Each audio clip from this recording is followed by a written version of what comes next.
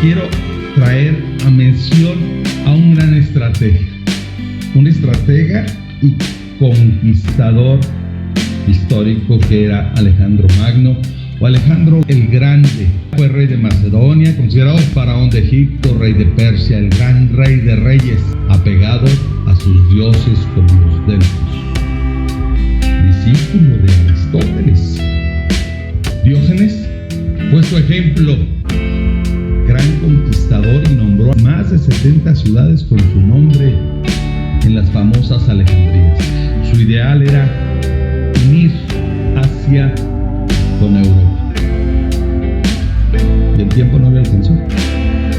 Murió demasiado joven cuando ya había emprendido y llevado a cabo una gran cantidad de conquistas.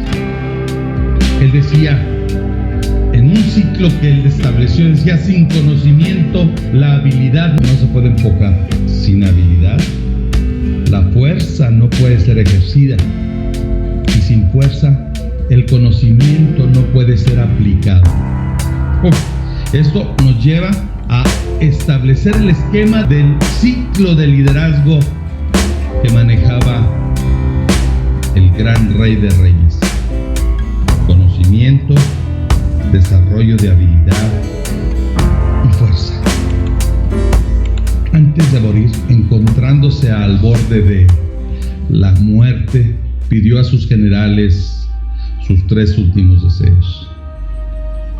Y eso a mí me impactó en la forma y la visualización que, siendo tan joven, pudiera proyectarse en esquemas de estas características. Y decía que si su ataúd, cuando muriera, fuera llevado en hombros y transportado por los mejores médicos de su época. Ese era el primer deseo.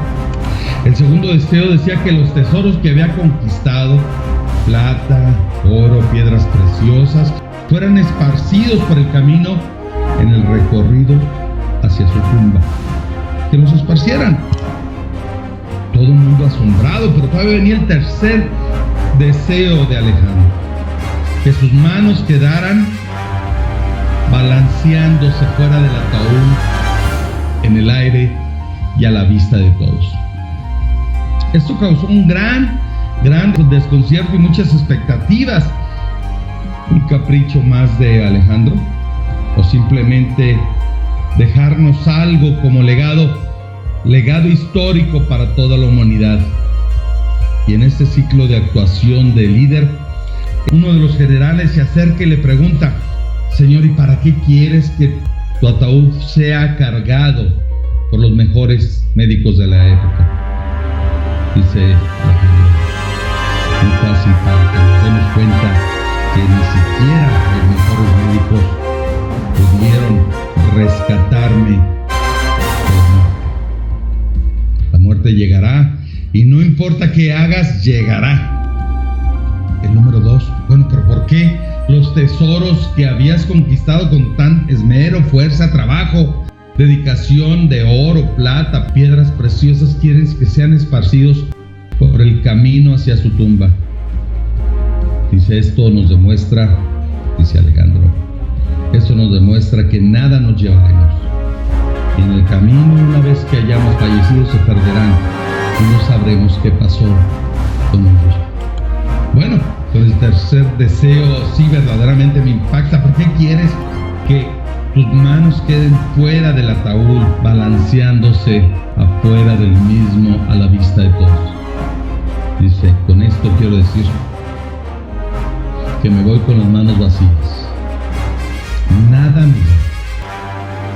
Y en este tiempo de conquista y de recorrido por el mundo y conociendo tantas culturas, me he dado cuenta que lo único que importa es el tiempo. El tiempo no lo puedes recuperar. Y a través de este tiempo, ni tu salud ni la vida.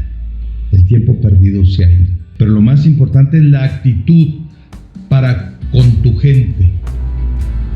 Y decía, deja huella, no dejes cicatrices. Qué interesante la postura de Alejandro, a pesar de los pesares y a pesar de muchas cosas que maneja la historia y que no necesariamente sabemos si es real. El ciclo de actuación de un líder. Alejandro tenía su propio ciclo: conocimiento, desarrollo de habilidades y fuerza para aplicar, carácter para aplicar el contexto. Te reitero, este ciclo te llevará a conocer y recapacitar en relación a las necesidades que tienes que desarrollar y habilidades que tienes que desarrollar para ser un verdadero líder. Yo creo que los líderes no nacen. Suscríbete y recibe todos los beneficios que te brinda este canal. Todo en forma gratuita. Te dejo el link.